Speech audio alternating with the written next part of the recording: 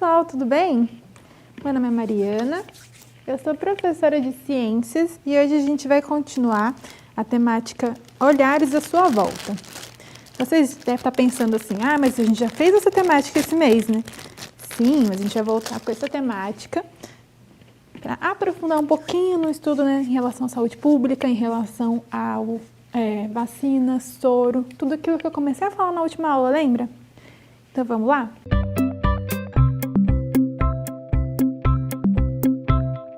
Se a gente ao pegar o tema Olhares à sua volta e olhar em volta do que a gente está vivendo aqui em Uberlândia, a gente vai se deparar com notícias como essa, né? Aumenta em 73% o número de aparecimentos de escorpiões em Uberlândia. Acidentes com escorpiões aumentam. O governo federal pretende orientar profissionais da saúde e prefeituras sobre como evitar a proliferação desse aracnídeo. Gente, isso aqui é tão comum aqui em Uberlândia. Eu que moro aqui há pouco tempo fiquei chocada quando eu cheguei aqui e via quantas pessoas diziam que tinha um escorpião na casa delas. E aí eu fiquei muito curiosa com esse tema e comecei a pesquisar sobre. Pesquisando sobre, eu encontrei nessa reportagem do Diário de Uberlândia que eu trouxe agora, esse trecho aqui que eu achei bem interessante. Segundo Bertani, o combate ao escorpião é difícil, pois não há inseticida eficaz. Ele se esconde quando percebe o produto químico. O aracnólogo explica que o verão é a época de maior incidência de picadas, pois os escorpiões estão obrigados a deixar seus esconderijos. Com o calor, as presas que o escorpião gosta de capturar, como baratas e pequenas aranhas, ficam mais ativas. Além disso, as fortes chuvas de verão ajudam a deslojá-lo. Então, o que a gente vê aqui nesse trecho, né? Que se a gente manter a nossa casa livre de barata e aranha, já ajuda a deixar o escorpião um pouquinho longe, porque ele se alimenta disso, né? E o verão, como é um momento que está muito quente, esses bichos estão se movimentando muito, a gente consegue ver os escorpiões, porque geralmente eles ficam bem escondidinhos, sabe? E aí, eu também descobri que dos 13 tipos de soros que o Instituto Butantan produz, que é um instituto que produz soros lá em São Paulo, 8 são para casos de envenenamento por serpentes, aranhas, escorpiões e lagartos. Ou seja, quase todos são para isso. O próprio veneno do escorpião é utilizado na produção do soro. E os soros são entregues ao Ministério da Saúde, responsável pela distribuição nos municípios. A gente sabe que o Ministério da Saúde, né, que é o que dá a produção de soros para os postos de saúde, as unidades de atendimento, que são todas do SUS, né? E aí a gente vê nessa imagem aqui, a partir da presa aqui do ferrão do escorpião, ele consegue inocular o veneno, né? Ele consegue botar a gotinha de veneno, que é uma gotinha já o suficiente para prejudicar, fazer uma grande inflamação na intoxicação numa pessoa. E se for uma pessoa pequena, uma criança, pode até matar. Esse escorpião amarelo aqui é perigosíssimo, gente, muito mais perigoso que o preto, inclusive. E aí, eu comecei a pesquisar muito, que eu fiquei empolgada, e eu descobri essa listinha aqui de como evitar escorpiões. Veja só. Mantenha a tampa dos ralos internos na posição fechada. Sabe aquele ralo que você tem aquela abre e fecha? Se tiver esse na sua casa, deixa ele fechadinho. Se não tiver, também dá para fazer uso de telas, aquelas telinhas bem pequenininhas. Você coloca embaixo do ralo, tá? E aí a água consegue descer normalmente, mas impede que os bichinhos saiam dali. Você vai impedir, inclusive, que bichos chatos como baratas passem ali também. Vede frestas nos muros, paredes e pisos. Isso é necessário para aquele lugar que tem muita incidência de escorpião, sabe? Na minha casa já apareceram 15 escorpiões. Então, você vai tomar esse tipo de medida, tá? Porque a gente sabe que esse lugar que você vive é propício a aparecer escorpião. Agora, gente, vedar muro, parede, piso, às vezes não é uma coisa interessante para todo mundo, né? Por isso que eu tô dizendo para você prestar atenção se sua casa está passando por esse tipo de situação.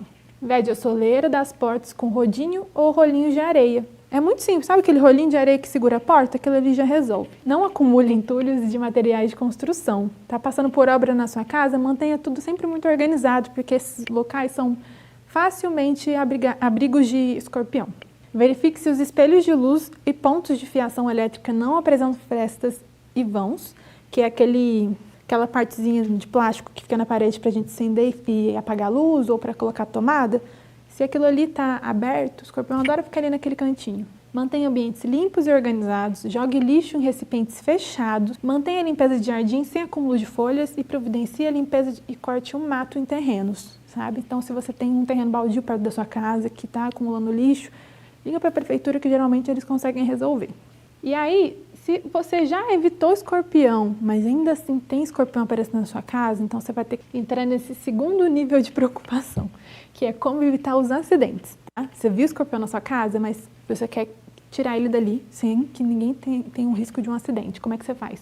Antes de usar uma roupa, Você vai examinar essa roupa, mexe a roupa um pouquinho, vai botar um sapato, dá uma olhada, bate o sapato antes de colocar o pé no sapato, porque eles adoram esses cantinhos quentinhos. Manter as camas, sofás e berços afastados da parede. Uma outra técnica que eu vi que eu achei tão interessante é passar vaselina nos pés de cama e de berço, porque aí quando o bicho tentar subir, ele não consegue, ele escorrega. Manter lençóis, cobertores e cortinas sem contato diretamente com o chão, porque senão eles sobem por esses tecidos. Usar luvas grossas ao manusear materiais de construção, porque se você está manuseando material, um tijolo, alguma coisa ali que pode ser um abrigo escorpião, e estiver usando essa luva grossa, se o escorpião te picar, porque ele vai tentar se defender, ele não vai conseguir atingir a sua mão com a luva, né? E também, além disso, manter a limpeza de jardins e tudo mais que eu já falei no slide anterior. E aí, beleza. Você fez tudo isso e foi picado, o que você vai fazer? Não vai desesperar. Você vai procurar uma unidade de saúde mais próxima. Vai na UAI, vai na UBS, ou então, se você está impossibilitado de caminhar porque você está muito nervoso, liga para o bombeiro, tá? Eles conseguem te ajudar nesse tipo de situação. E além disso, aqui em Uberlândia, a gente tem como referência no atendimento de pessoas que foram picadas por escorpião ou qualquer outro animal peçonhento, que pode ser cobra, pode ser lacraia, né? A gente tem o Hospital de Clínicas da UFO, que é muito bom e é gratuito, tá, gente? Pelo SUS.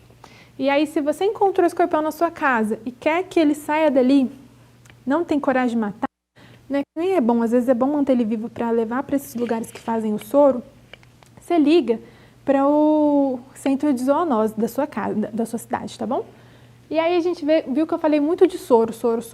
Mas soro é igual a vacina, professora? Soro não é aquilo que a gente toma quando vai para o hospital e fica tomando soro na veia? Não, esse é um soro diferente. A gente está falando do soro que é utilizado para combater algum tipo de intoxicação que vai fazer você ficar mal. A gente está falando de um outro soro, que a gente confunde às vezes com vacina. A diferença entre os dois é bem simples.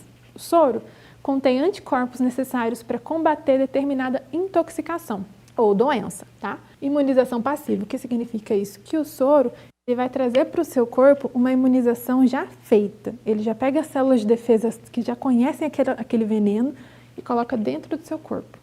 Então, por isso que ela é passiva, não é o seu corpo que vai agir. Você vai colocar dentro de você células que vão combater aquela doença. É usado na cura e desencadeia imunidade temporária. Por que é usado na cura? Porque você já está doente, né? Então, você vai se curar com o soro. E a imunidade temporária, porque quando você toma o soro, você não fica imune para sempre daquilo. Então, se eu tomo uma picada de escorpião hoje e tomo um soro, não quer dizer que amanhã eu posso tomar uma picada de escorpião e nada vai acontecer. Eu ainda vou continuar sofrendo todos os tipos de consequências que essa picada pode causar no meu corpo. Então, assim, eu tenho o que é o soro, né? E a vacina? A vacina, ela já é uma substância que vai conter o antígeno. O que é isso? Ela vai conter um pedacinho daquele vírus ou da bactéria que vai me deixar doente, ou então ela vai conter a própria forma de deixar a próprio vírus ou a própria bactéria morta, tá? E aí você coloca isso dentro do seu corpo. Ah, mas professora, eu vou ficar doente assim? Não, não vai, porque como ele tá morto, ou só ele tá meio baqueadinho, meio doentinho, né?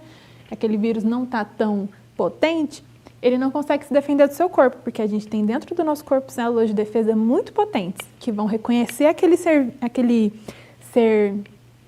invasor dentro do corpo, e aí vai, assim, fazer a imunização ativa, vai combater esse vírus, ou essa bactéria, ou esse protozoário. Então, a gente vai usar a vacina na prevenção de doenças. A gente vai preparar o nosso corpo para que ele não seja infectado por aquela doença, ou por aquele ser que vai causar doença. Desencadeia imunidade duradoura. A maioria das vacinas a gente toma para tomar depois de tantos anos, ou então nunca mais toma na vida. Por quê? A gente está ensinando o nosso corpo a se defender de algum tipo de ser que vai te trazer doença, e o nosso corpo tem uma memória, ele vai lembrar daquele vírus ou daquela bactéria. Então, todas as vezes que a gente ficar exposto àquele tipo de ser que vai te causar doença, ele vai conseguir se defender. Por isso que a gente fala que a imunidade é duradoura. Eu vou explicar isso com calma direitinho no decorrer da aula, então se pareceu muito, calma um pouquinho, pega um papel e uma caneta e vai anotando, tá? E aí o que acontece? A vacina, como é que ela vai agir? Como eu falei para vocês, a gente vai colocar um pedacinho do vírus ou da bactéria dentro da gente, né? Que pode estar morto ou pode estar enfraquecido.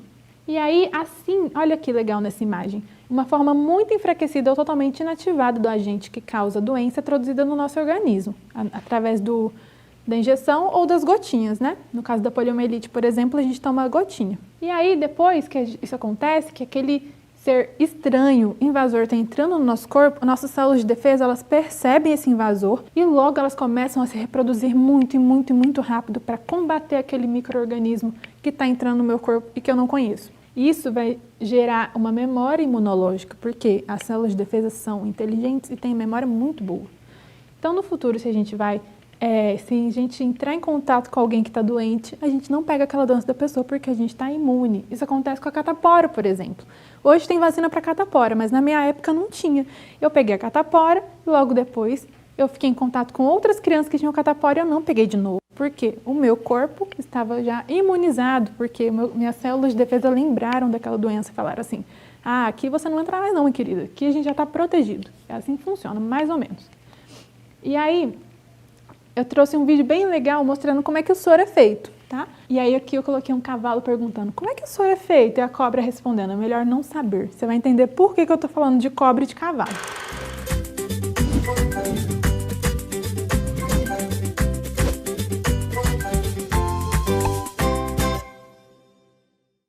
O que será que uma cobra tem a ver com um cavalo? Tanto a cobra quanto o cavalo pertencem ao reino animal, né? E também são substantivos que começam com C. Nossa, que vergonha dessa pergunta, hein? Vergonha nada. Cientista faz pergunta esquisita o tempo todo, horas. O Vital Brasil, por exemplo, podia ter sido confundido com um esquisitão. Isso só porque ele gostava de cobras, aranhas, escorpiões, toda sorte de bichos peçonhentos. Mas era porque ele vivia cheio de perguntas, como pode um animal portar um veneno tão poderoso e continuar vivo? Na verdade, Vital era um cara que adorava os seres humanos. Por isso, começou a trabalhar muito cedo para financiar o sonho de estudar medicina. Foi escrivão de polícia, professor e condutor de bonde. Em 1891, ele se torna médico. Logo depois de formado, ele se juntou a um grupo de cientistas corajosos que estavam em uma cruzada contra as epidemias que acometiam as cidades daquela época. Alguns anos depois, Vital Brasil decide se mudar para São Paulo, onde começa a produzir em escala o soro antipestoso, ou seja, antipeste bubônica. Assim, foi criado o Instituto Butantan. Mas nem só de laboratório vivia o doutor Vital Brasil. Ele era um médico muito dedicado.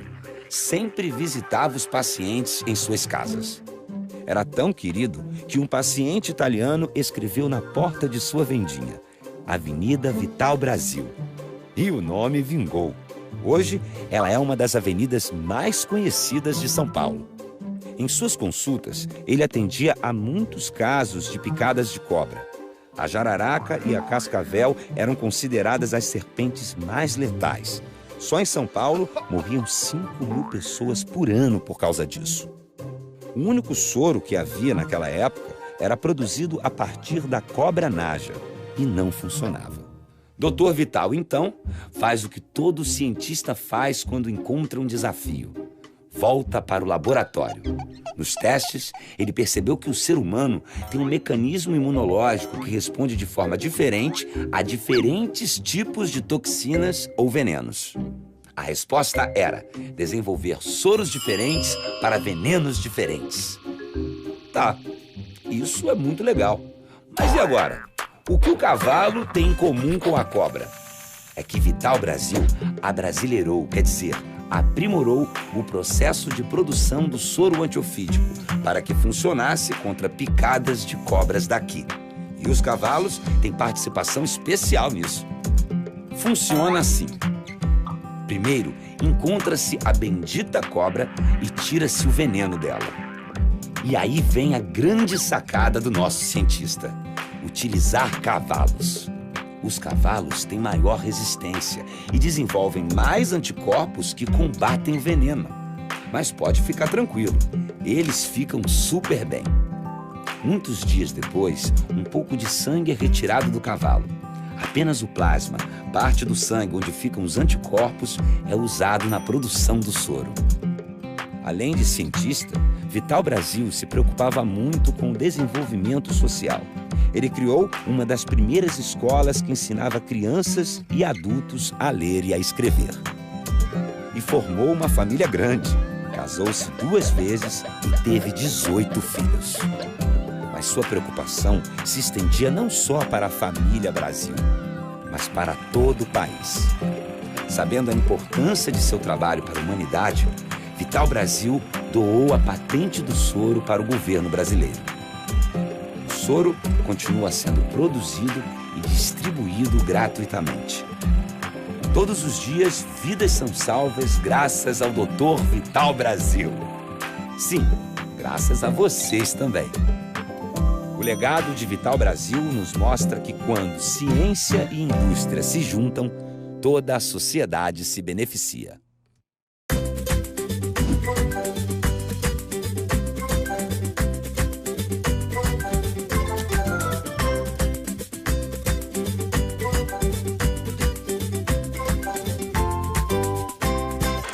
Super legal, né? A gente vê a história do desenvolvimento do soro no Brasil.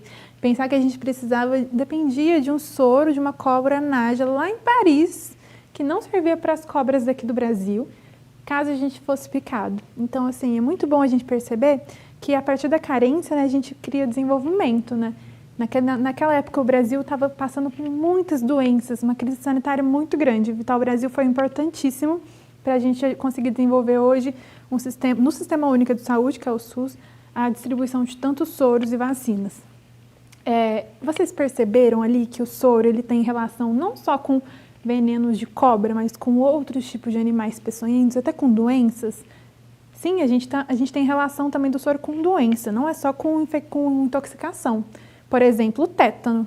Eu vou explicar como é que vai funcionar. O tétano, ele é uma doença causada por uma bactéria. E essa bactéria, ela vai atingir os nervos, né, o sistema nervoso. E aí, a pessoa que está com tétano numa crise já aguda, muito tempo já com a doença, ela fica nessa situação aqui. Esse quadro aqui chama epistótono, que é um quadro de 1809. Epistótono é o nome dessa posição aqui, onde o tétano te deixa tão enrijecido, os nervos ficam tão enrijecidos que a pessoa fica nessa situação, tá? Hoje a gente tem uma situação muito diferente em relação ao tétano. No Brasil, a gente tem uma vacina antitetânica, que é aplicada pelo SUS em doses de 10 em 10 anos. E se acontece da pessoa não ter a vacina no seu cartão de vacinação, não ter sido imunizado, né? Porque a gente viu que a vacina, assim como o soro, são agentes imunizadores, eles deixam a gente imune àquela doença naquele determinado momento, mas tem pessoas que não se imunizam, né? Então, se a pessoa não tiver tomado aquela vacina, se ela passou por uma situação que ela achou que não era interessante tomar vacina, não sei, e entrou em contato com o tétano, com a bactéria, que está em todos os ambientes, o tétano não está só no prego enferrujado, tá, gente? Você pode pegar tétano na terra, você pode pegar tétano em qualquer ambiente, tá? Essa bactéria, ela circula por ambientes. E aí, o que acontece? Entrou em contato com essa bactéria, percebeu os sintomas, foi para o hospital, eles vão te dar um soro. Esse soro vai tentar combater no início dessa doença, fazer com que esses anticorpos do soro entrem em contato com o seu corpo e matem as bactérias do tétano. E depois eles vão te dar uma vacina antitetânica, tá? Porque se eles aplicarem a vacina logo de primeira, você vai esperar o seu corpo produzir aquelas células de defesa e seu corpo já está baqueado, já está ameaçado. Não faz sentido. Então a gente tem que lembrar que o soro, como a gente acabou de ver no vídeo, ele está cheio de células de defesa que vieram do cavalo, que é um animal muito forte, né? Então, de início, é bom a gente tomar o soro mesmo, nesse caso do tétano. E também tem o caso da raiva. Olha que bichinho bonitinho, o morcego, né? Na verdade, ele pode transmitir raiva também, assim como cachorro e gato. Mesmo o morcego que se alimenta só de frutas, tá, gente? Então, por isso que é muito importante a gente imunizar, dar a vacina contra a raiva para cães e gatos. Porque a gente evita que o vírus da raiva atingir o ser humano, caso o cachorro esteja com raiva e morda o ser humano, tá? Que não está imunizado. A gente não toma vacina antirrábica no nosso cartão de vacinação, ele não está no cronograma, a não ser que a gente tome uma mordida de cachorro, e aí vai precisar. Aconteceu comigo já uma vez, tomar uma mordida de cachorro na boca. Boca é mucosa, é um lugar onde a pele é mais fina, você tem mais contato com o seu sistema, então se tomar mordida na boca é muito mais rápido que aquele micro-organismo vai entrar no seu sistema. E aí eu tive que tomar um soro e logo depois uma vacina antirrábica. Então, como é que a gente faz a aplicação do soro junto com a vacina, né? Quando a gente está em caso já de extrema urgência, como esse, por exemplo. Não sabia se o cachorro tinha raiva, não ia pagar para ver. Então, gente, a gente vê aqui o uso associado de vacina e soro de uma forma totalmente integrada, né, e eficaz. E lembrando sempre, eu vou sempre bater nessa tecla, que isso é gratuito hoje em dia, por conta de muita luta que a gente tem em manter o SUS e manter também a pesquisa pública no Brasil. Dentro das universidades a gente faz pesquisa e desenvolve esse tipo de medicamento. Isso é muito importante, tá? E aí, além da raiva também e do tétano que eu trouxe, eu falei de vacina e soro, eu trouxe esse vídeo muito legal que vai mostrar como que a gente produz a vacina. Agora que vocês já sabem como produz soro, vão aprender vacina e vão ficar craque nesse conteúdo. Todo mundo, quando é criança, precisa tomar algum tipo de vacina. As vacinas são importantes porque protegem o nosso corpo contra uma série de doenças. Mas você já parou para pensar como elas são feitas? Existem vários tipos de vacinas. A maioria é produzida a partir do próprio micro-organismo que transmite a doença, que pode ser um vírus ou uma bactéria. Dependendo do tipo da vacina, esse micro-organismo pode ser utilizado inteiro e vivo, ou em alguns casos apenas alguns pedacinhos dele são usados. Mas o efeito é o mesmo. Todas as vacinas estimulam nosso sistema imunológico a combater a causa da doença. Explicando melhor, o primeiro tipo de vacina que vamos falar é a vacina atenuada.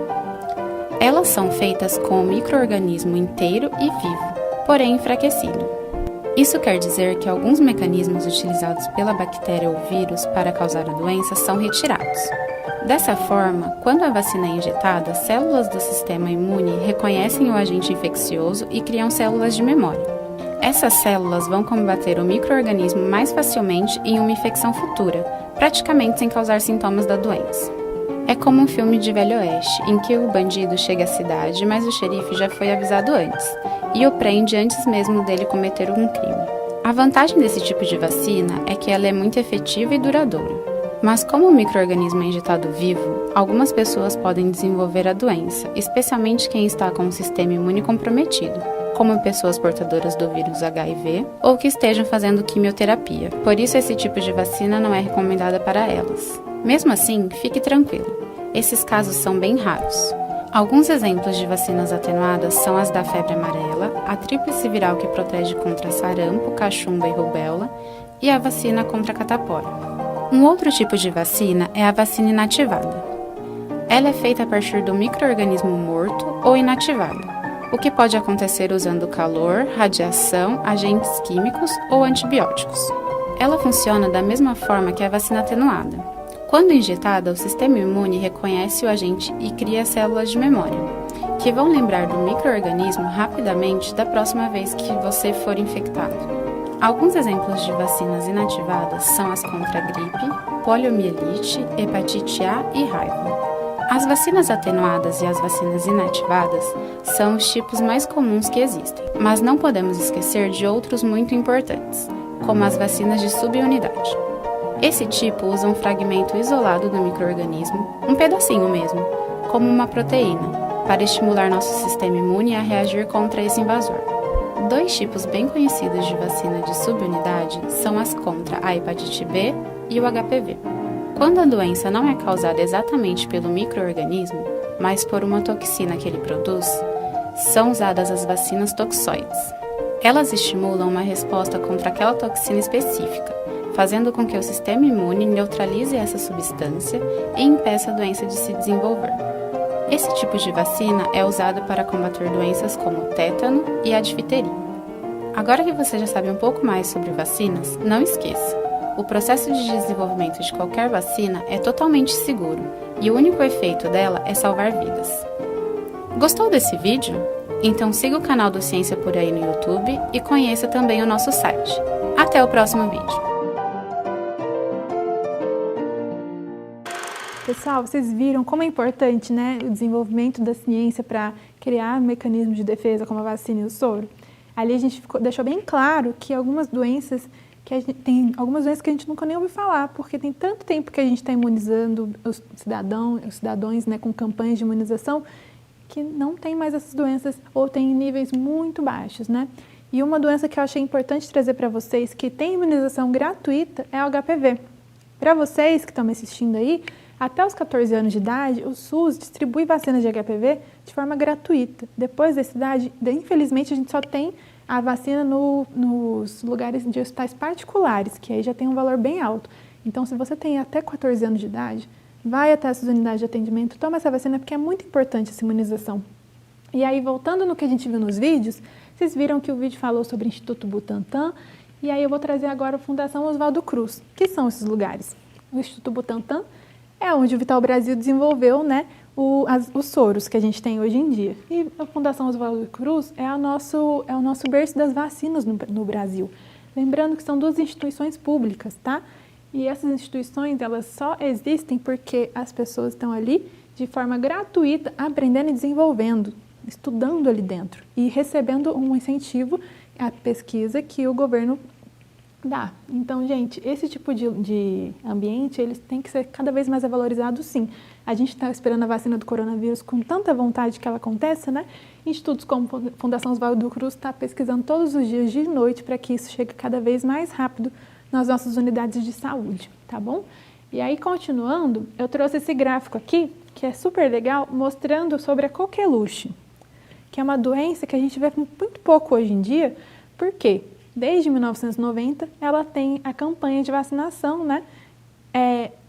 Imunizando as pessoas, a população. Então, a gente vê nesse gráfico a linha azul que mostra a cobertura de vacinas, que está aumentando e mantendo aqui mais ou menos um patamar. E aqui os gráficos, no gráfico, as linhas em laranja mostram a quantidade de pessoas que está imunizada e que na verdade está apresentando a doença, né? Olha aqui em 1990, muita gente tinha coqueluche.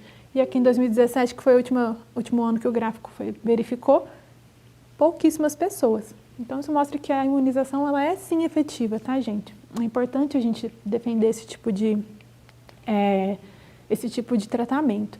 Esse gráfico aqui, gente, ele traz a doença chamada poliomielite, que a gente conhece também como paralisia infantil, que ela comete os nervos, né, o sistema nervoso das crianças e causa paralisia do membro. Então, ele não cresce mais, ou membros superiores com braços ou os inferiores às pernas. E aí, a gente começou a campanha de vacinação, né?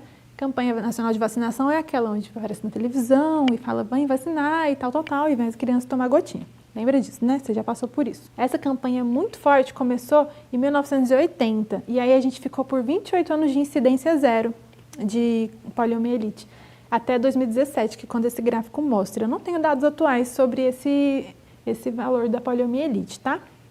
Mas eu mostro aqui para vocês que a partir das campanhas que foi nessa setinha aqui, a incidência só diminuiu, tá, gente? Essa campanha comete crianças, então é importante que os pais tenham consciência disso para levar as crianças para a vacinação, tá? E aí eu entro nesse assunto aqui que eu acho interessante, muito atual, que são as fake news da saúde pública.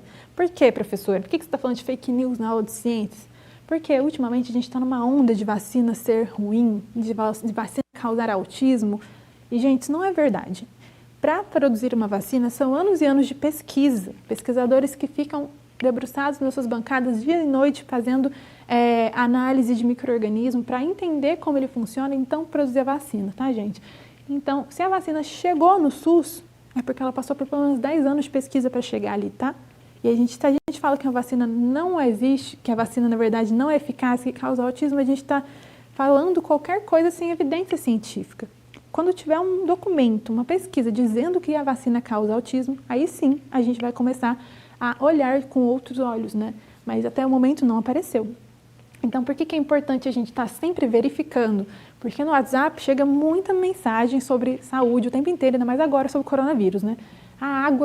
Gargarejo de água morna combate coronavírus. Suco de limão combate coronavírus. Gente, se fosse assim, a gente não estava na pandemia, né?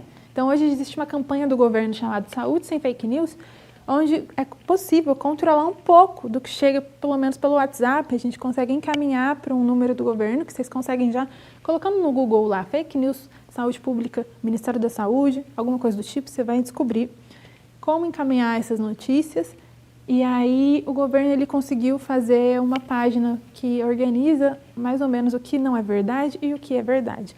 Mas a gente consegue ver hoje em dia notícias como essas que eu trouxe para vocês. Água de coco cura o câncer. Cuidado, bananas estão contaminadas com vírus HIV. Vacina contra sarampo causa autismo. Exame de mamografia causa câncer de tireoide. Tudo isso aqui, gente, é fake news. Se alguém falou isso para vocês, eu tenho certeza que deve ter falado de bom grado para te alertar.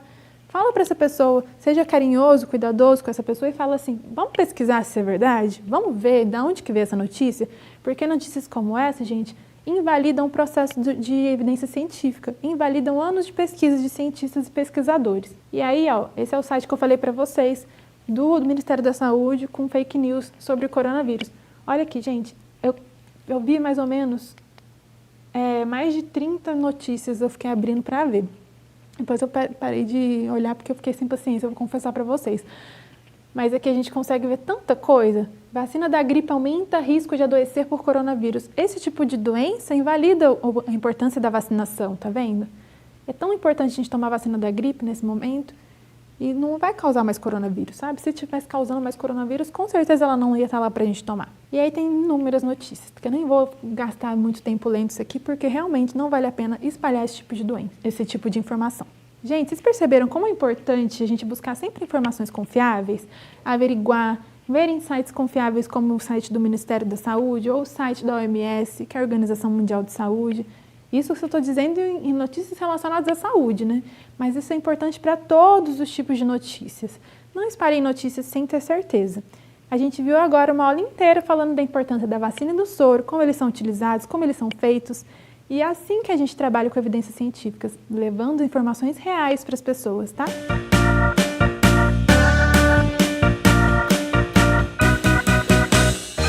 Eu espero que vocês tenham gostado dessa aula, eu adorei muito, particularmente. Falar do SUS é uma coisa que eu acho incrível, importante e necessário. Que a gente continue cada vez mais atentos às informações, porque a gente, quando estuda, a gente cada vez atinge outros patamares de entendimento e também a gente sabe que evita a gente reproduzir situações e notícias como os fake news, né? A gente se encontra na próxima aula, um beijo e até a próxima!